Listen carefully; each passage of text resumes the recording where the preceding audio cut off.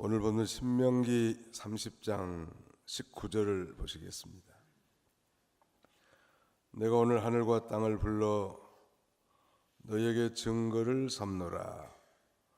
내가 생명과 사망과 복과 저주를 내 앞에 두었은즉 너와 내 자손이 살기 위하여 생명을 택하고 그랬는데요.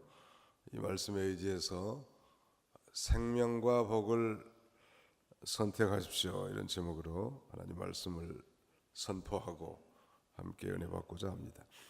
오늘 원문은 신명기 29장 1절부터 선포된 소위 모압 평지 언약의 마무리 부분인데요. 사실상 신명기 전체의 결론 부분이라고 할 수 있습니다. 모압 평지 언약이라 하면 시내산 언약을 갱신한 것인데, 시내산에서 이미 맺은 그 언약을 이제 출애굽 2세대들에게 즉 새로운 세대들에게 모압 평지에서 모세를 통해서 하나님의 말씀을 증거한 내용입니다. 하나님의 종 모세는 이제 다시 한번 출애굽 2세들인 새로운 세대들에게 하나님의 말씀을 순종할 것을 명령적으로 권고하고 있는데, 다시 말씀드리면 이 모세는 언약 백성들에게 순종과 불순종에 따른 축복과 저주의 원리를 다시금 요약해서 제시하고 있습니다. 그래서 이 불순종으로 말미암은 저주와 사망길을 선택하지 말고 순종으로 말미암는 생명과 축복의 길을 선택하라고 엄숙하게 권고하고 있습니다.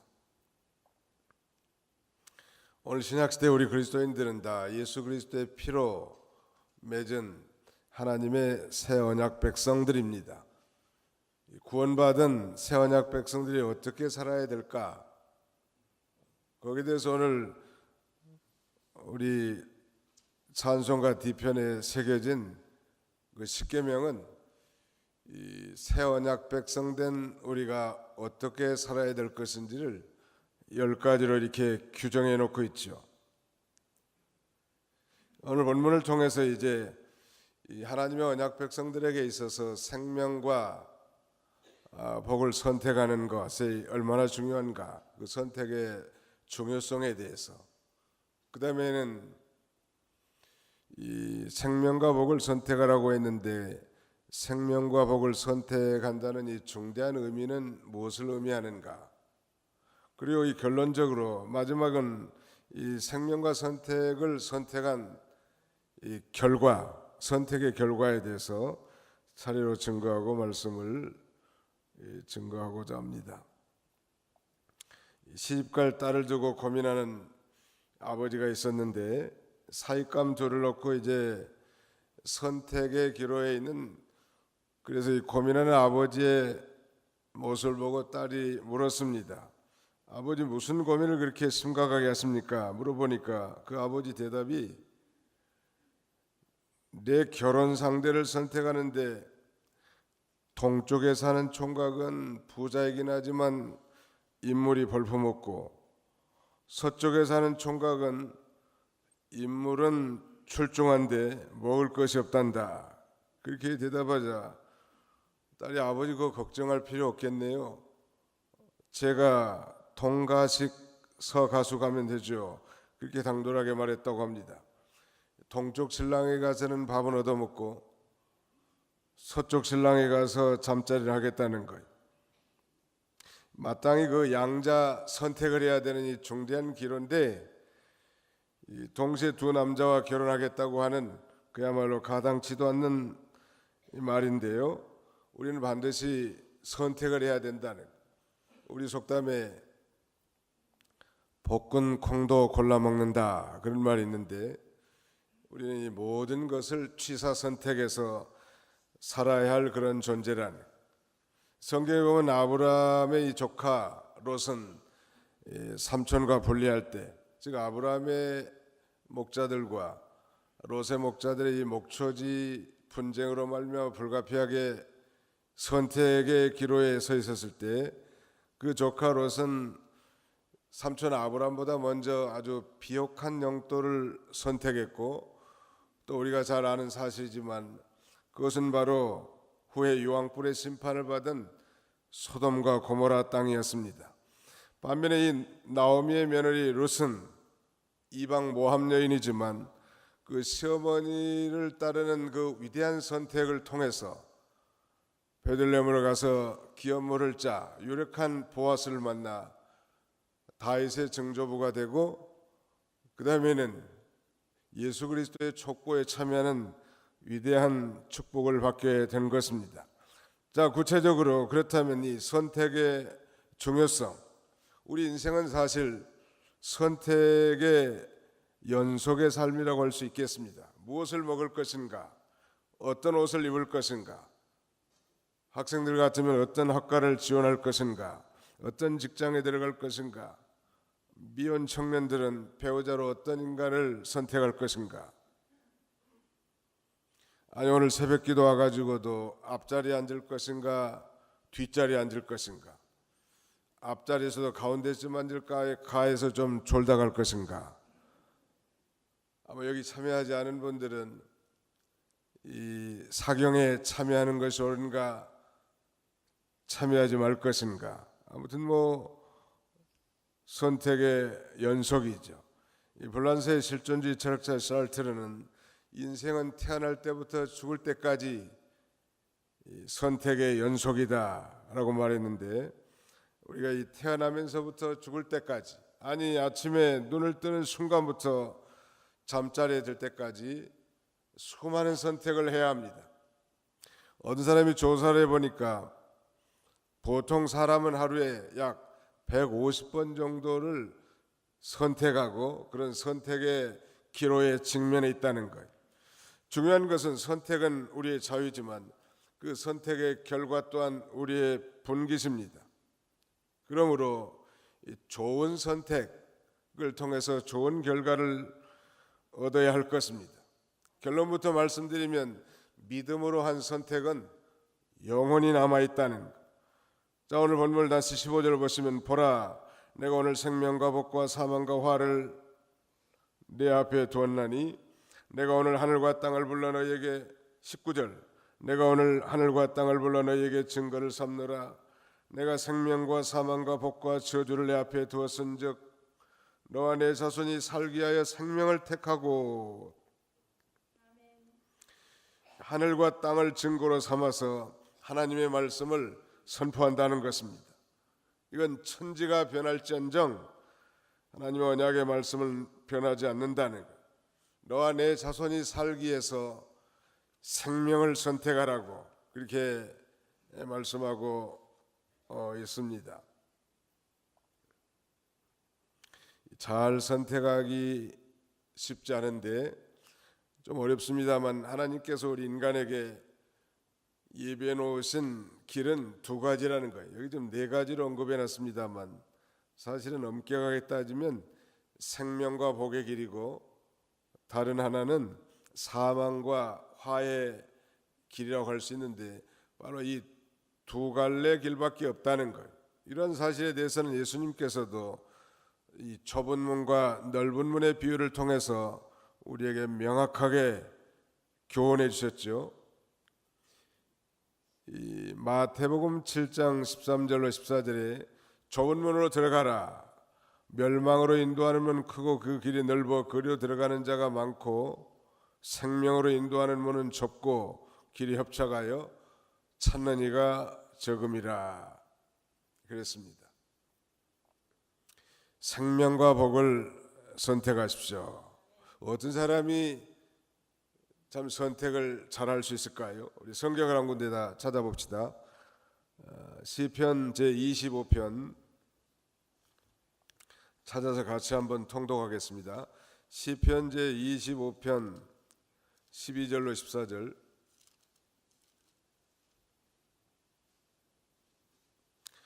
시편 제25편 12절로 14절입니다.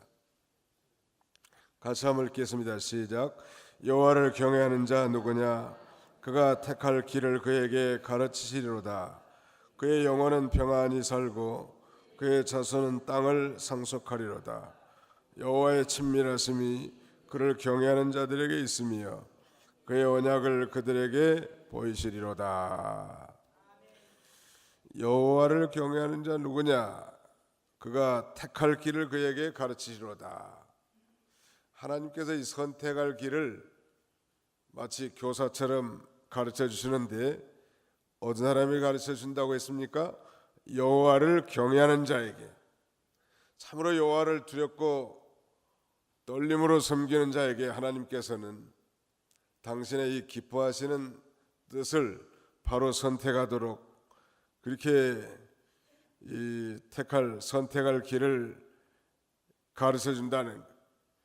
그래서 자기 언약 백성들이 올바른 선택을 통해서 그들의 영혼이 평안히 살 뿐만 아니라 그 후손들이 땅을 상속하게 해준다고 말씀하셨고, 또 여호와의 친밀하심이 그를 경외하는 자들에게 있다고, 그래서 그의 언약을 그들에게 보이시겠다고 말씀하고 있습니다. 여호와를 경외하는 사람에게 선택할 길을 가르쳐 주신다. 우리 믿음의 조상 아브라함을 보면 아브라함은 그의 독자 이삭을 바침으로 하나님께서 이제 참으로 나를 경외하는 줄 알았다고 인정받았는데, 아브라함 그 헤브론에 마므레 상수리 숲으로 이사가 가지고 아마 그 마므레 숲을 아래 제단을 쌓아놓은 것 같습니다. 거기서 제단 생활을 했는데 흙이라든지 돌을 가지고 거기 제단을 쌓아놓고 거기서 늘 기도한 것 같아요. 또 짐승을 잡아 그 피를 내어 토단에 태우면서 하나님 앞에 기도했고, 그때마다 하나님께서 나타나셔서 아브라함에게 바른 길, 여호와께서 하실 일, 또 바른 선택, 이걸 가르쳐 줬단 말. 오늘날도 이 새벽 기도에 충실하신 분들, 그래서 여호와 하나님을 두렵고 떨리는 마음으로 하나님을 섬기는 자들에게 진정으로 이 선택할 길을 우리 하나님께서 가르쳐 주는 것입니다. 우리 앞에 생명과 사망이 놓여 있는데 내가 생명의 길을 선택하면 생명이 내게 임할 뿐만 아니라 풍성한 생명의 삶을 살 수 있고, 또 생명과 복은 동일한 의미인데 생명을 선택한다는 것은 곧 복을 선택한다는 것이죠. 또 내가 사망을 선택한다는 것은 그 화와 재앙과 저주를 선택하는 것인데요, 그 이유는 생명 속에 복이 포함되어 있고 또 사망 속에 저주가 포함되어 있기 때문입니다. 그럼 오늘 본문에서 이제 본문에는 분명히 두 가지 길이 있다고 그랬죠. 생명과 복의 길, 다른 하나는 복과 그 다음에는 사망과 저주의 길인데, 살기 위해서 생명과 복의 길을 선택하라는, 인생은 이 선택의 문제 같아요.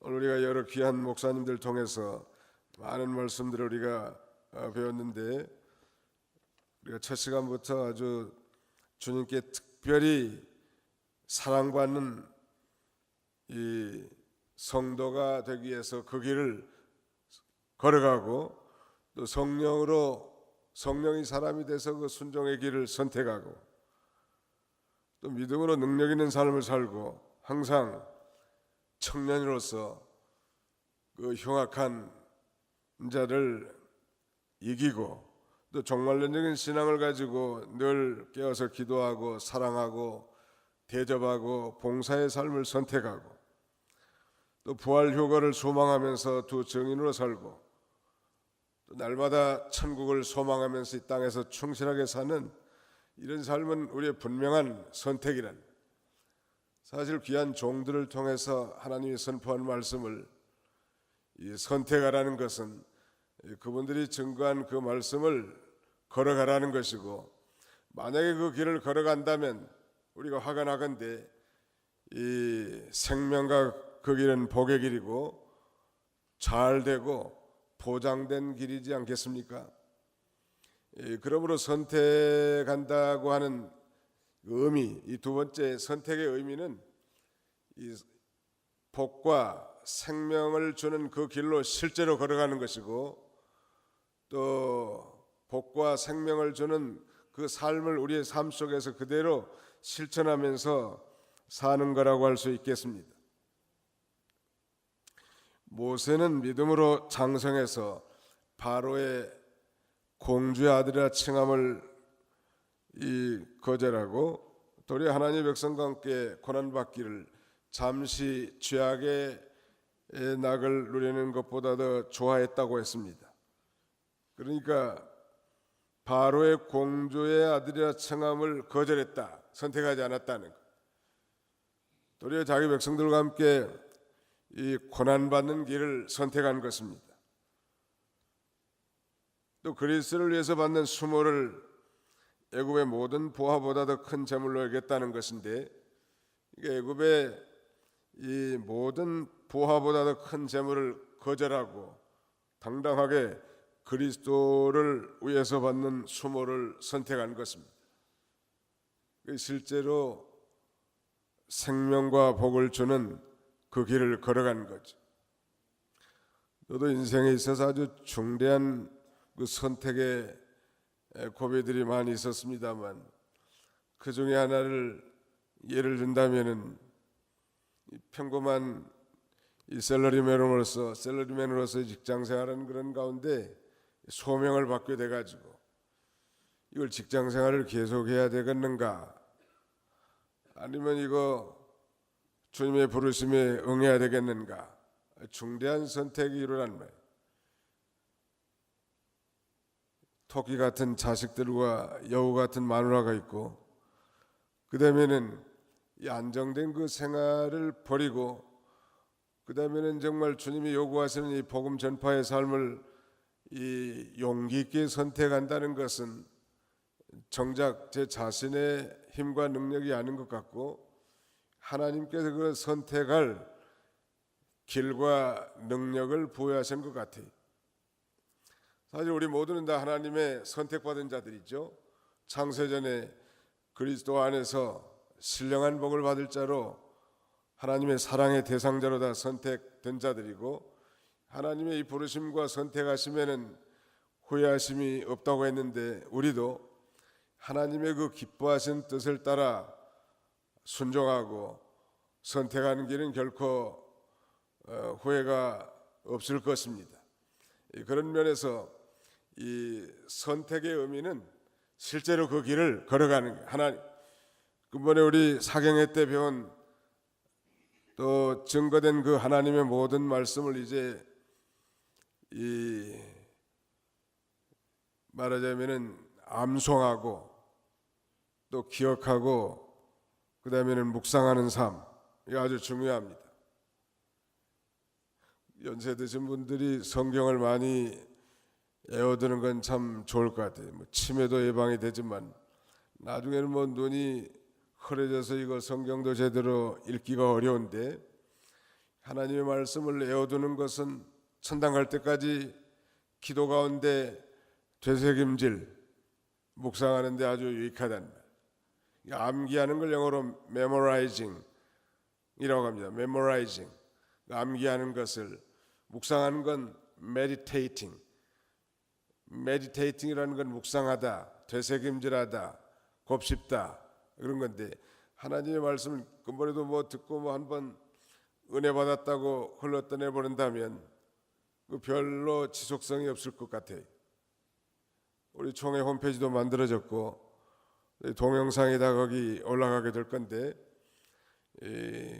여러분들이 은혜 받았던 말씀들을 두고두고 이렇게 들으면서 또 되새김질하면서 생명으로 삼는다면 그게 바로 이 복된 길을 걸어가는 것이고 위대한 선택을 하는 것이라 사료됩니다. 이 구약시대 그 이스라엘의 남북조 시대에는 이 중대한 두 가지의 길이 있었죠. 하나는 다윗의 길이라면 다른 하나는 여로보암의 길이죠.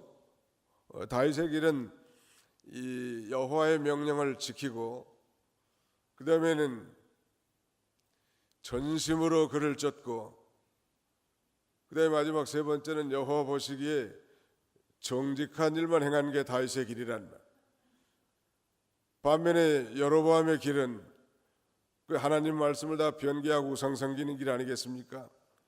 우리가 다 배운 대로 이 7월 15일 초막절 절기를 8월 15일로 옮기고, 레위인만 세워야 할 제사장을 일반 평민들도 원한다면 세워주고, 그다음에 이스라엘의 북단이 단과 베델의 금송아지를 만들었고 그것이 하나님이라고 섬기게 만들었단 말. 여로보암의 길을 거는 건 다 망하는 길이, 사망의 길이고 화의 화와 저주와 재앙의 길이지만, 다윗의 길을 걸어갔던 그런 왕들과 그 다음에는 그 나라는 하나님께서 강성대국을 이루게 해주시고 나라를 평안하게 해주신 거예요. 예를 든다면 다윗 왕의 길을 걸어간 남쪽 유다 왕들이 누가 있을까요? 아사 왕이나 그의 아들 여호사밧, 그 다음에는 히스기야, 우시아의 전반기 통치 시절, 요시야, 이런 정도 왕들이 다윗의 길을 걸어갔고, 적어도 저들이 이 다윗의 길을 걸어가고 여호와를 구하는 동안에 하나님께서 형통하게 하셨고 그 나라를 번성하게 하신 것입니다. 선택의 의미, 생명과 복을 선택하십시오 그랬는데, 그 선택의 의미는 바로 그 길을 걸어가는 것, 즉 생명의 길을 걸어가고 복의 길을 걸어가는 것. 적극적으로 그렇게 걸어가는 것이지만 소극적으로는 이 우상을 철저히 배격하는 것이죠. 오늘 본문에는 하나님의 명령과 규례와 법도를 잘 지키라고 말씀하시면서 그 앞부분에 여호와를 사랑하고, 이걸 반복해서 말씀하고 있습니다. 다시 신명기 제30장 16절에 보시면요, 상반절에 곧 내가 오늘 내게 명령하니 하나님 여호와를 사랑하고 그 모든 길로 행하며 그의 명령과 규례와 법도를 지키라 하는 것이라 그랬고요. 20절 말씀에도 내 하나님 여호와를 사랑하고 그의 말씀을 청종하며 또 그를 의지하라 라고 말씀하고 있습니다. 명령 순종에 앞서서 여호와를 사랑하라는 말씀이 앞서 있는데요, 사실 우리가 듣고 배운 모든 하나님의 말씀 우리를 얽매이게 하는 것이 결코 아니죠. 우리를 피곤하게 하는 것도 아니고 힘들게 하려고 하는 것도 아니고 어렵게 만들려고 하는 게 아니란, 사실은 가볍고 쉬운 거죠. 미국에서 좀 살다 왔는데 보니까 미국에는 고속도로 아닌 일반 국도 주변에 보니까 아주 지저분할 정도로 이 표지판들이 많이 세워져 있더라. 한국보다 더 많이 세워진 것 같아요. 주택가에서는 25마일 이하로 가야 합니다. 스쿨존에서는 또 15마일로 가야 됩니다. 스쿨버스가 오면 상대편에서 오더라도 반드시 자기 차를 세워야 합니다. 그러나 디바이더가 있을 경우에, 분리대가 있을 때는 가도 되지만 반드시 그 스쿨버스가 출발한 이후에 출발해야 된다고. 상당히 그 법규를 철저하게 그런 규정 사인을 많이 지어놨어요. 그건 우리 운전자들을 피곤하게 하기 어렵게 하는 건 결코 아니겠죠. 우리에게 안전한 운전, 평안한 운전을 하기 위한 것일 것입니다. 그런데 만약 그 규제라든지 사인을 무시하고 함부로 나가면 그건 영락없이 걸리는 거예요. 한 번은 그 새벽 기도하고 이제 우리 그 성도님들을 운행해서 이제 오는데 상당히 그 경사진데요. 그 주택가이면서 경사진되기 때문에 그 한 25마일 5 정도 가게 되었는데, 나중에 보니까 뭐한 45마일, 한 50마일을 제가 온 것 같아요. 아니나 다를까 뭐 경찰이 거기 서가지고 너는 규정을 위반했다고 변호사를 선임할 수 있다는 거. 그래서 뭐 서툰 영어지만 그 영어로 몇 마디 해서 설득하려고 하니까 그 친구가 하는 말이 나를 설득하려고 하지 말라고. 당신은 reckless driver라고 아주 난폭 운전을 했다는 거예요. 그래서 그럼 반드시 법원에 출두해야 되고 변호사를 선임해서 재판을 받아야 되는데 그 돈도 많이 들지만 시간도 엄청나게 든단 말이에요. 그래서 뭐 듣든지 말든지 나는 교회 목사인데 지금 새벽 예배가 끝나고 교인들을 데려다 주는데 그 잘 모르고 이게 언덕진 데라서 잘 모르고 이거 페달 좀 밟았는데 속도가 많이 나갔다. 좀 자비를 베풀어 달라고. 그러니 뭐 말을 안 듣더니 이제 계속 설득을 하니까 이제 그 번호판을 찍어볼 거 아닙니까? 번호판을 찍어보니까 교회 차량이 맞고 또 미국에서 목회하는 이미 목사인 게 맞단 말이에요. 미국 사람, 미국 경찰들은 상당히 그래도 목사님에 대해서 아직까지도 존경하는 그런 마음이 있어요. 그래서 레클레스 드라이버를 가장 낮은 거, 아주 가장 낮은 거라도 한 100불은 내야 돼. 벌금이 한 30불 정도 내지만 그 행정 소송비까지 합하면 한 100불, 우리 돈으로 말하면 한 12만 원 정도 내는 거예요. 가장 낮은 거예요.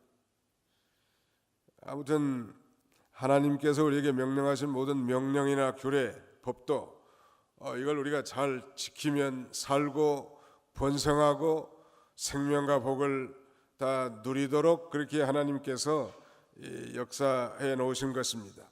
생명과 복을 선택하십시오 그랬는데 적극적으로는 하나님의 명령과 규례와 법도 즉 하나님의 말씀을 잘 지키는 것이지만 소극적으로는 우상 숭배하지 말라는, 신명기에도 찾아보니까 우상 숭배하지 말라는 말이 반복되어 있는데요. 우상 숭배하면 하나님은 질투하시는 하나님이라고 여러 번 반복합니다. 자, 우리 성경을 한번 찾아볼까요? 신명기 6장 14절로 15절 한번 같이 한번 찾아서 읽어보겠습니다. 신명기 6장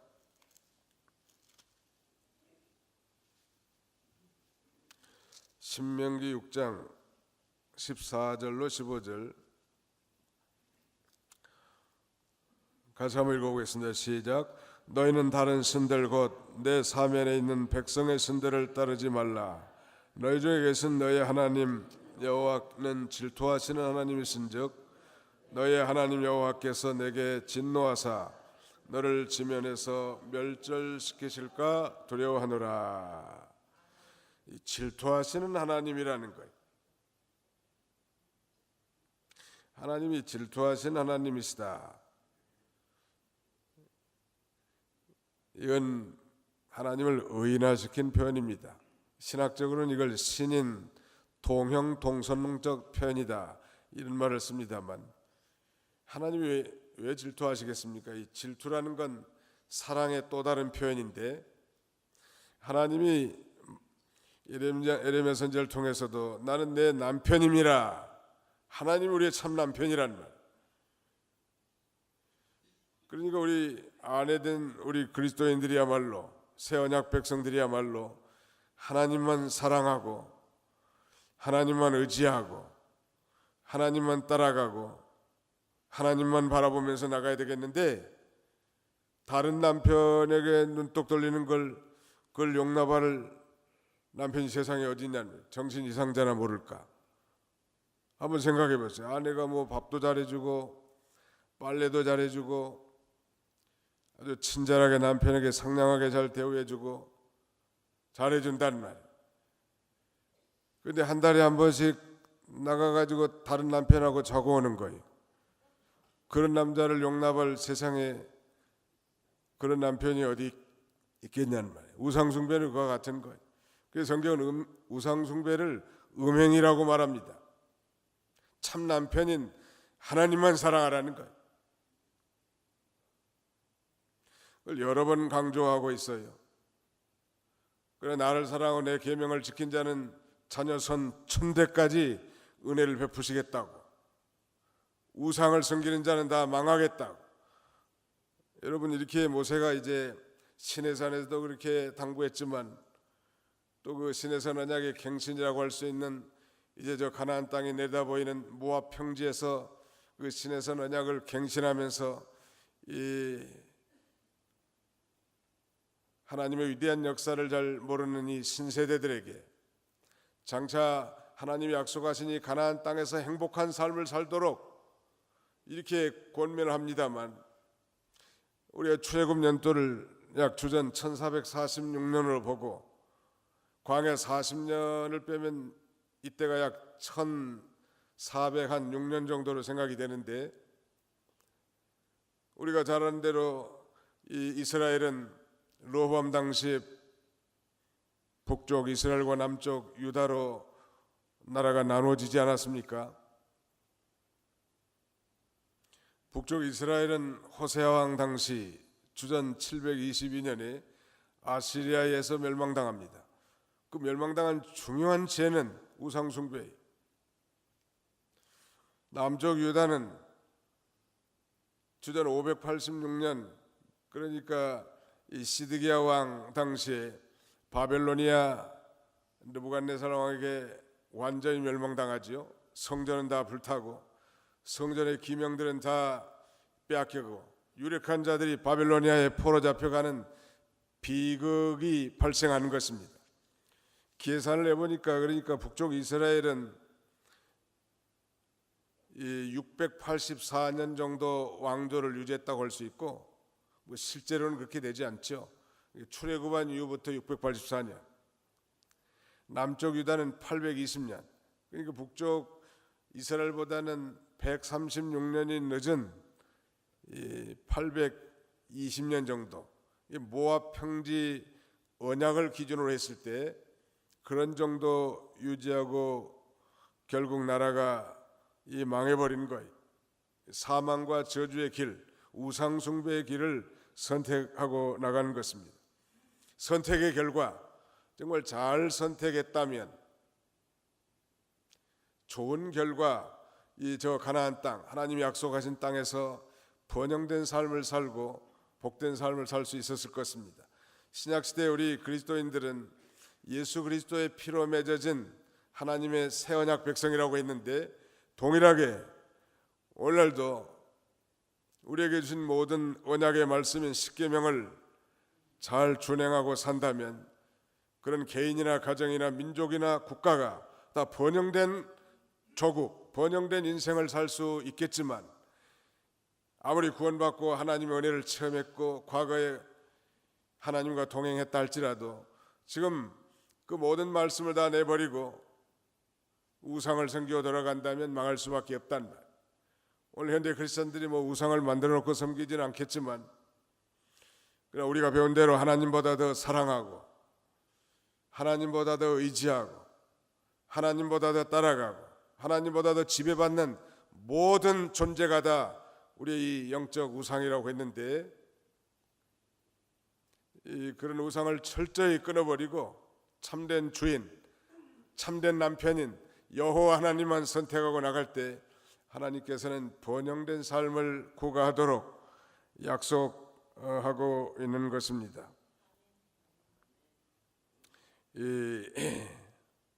과거에 우리가 다 옛날 사람들 다 들은 얘기지만 한 전자회사의 그 광고 슬로건이 순간의 선택이 몇 년을 좌우한다? 평생이 아니라고, 10년이라. 그러나 믿음의 선택은 영혼을 좌우하는 것입니다. 사실 우리가 이 기도한다는 것은 잘 선택하기 위한 거 아니겠습니까? 아니, 예배당 바깥으로 나간 순간부터 우리는 여러 가지를 선택해야 된다는 말.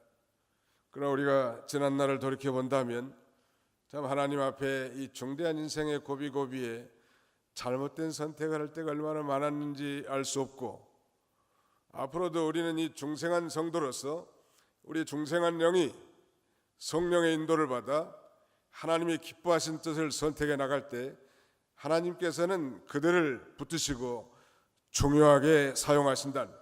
하나님 나라의 요긴한 인물들로 쓰임받게 하실 것입니다. 우리는 결코 운명론자가 아니죠. 우리는 운명을 개척해 나갈 수 있는 사람들. 그러므로 우리 현실에 결코 좌절하지 말고 우리에게 주신 그 모든 환경 속에서 이제 믿음으로 바른 선택을 통하여 남은 생애를 우리 하나님을 기쁘시게 하고 또 하나님 앞에 영광 돌리고 복된 삶을 살아가는 저와 여러분들이 다 되시기를 주님의 이름으로 축원합니다. 기도합시다.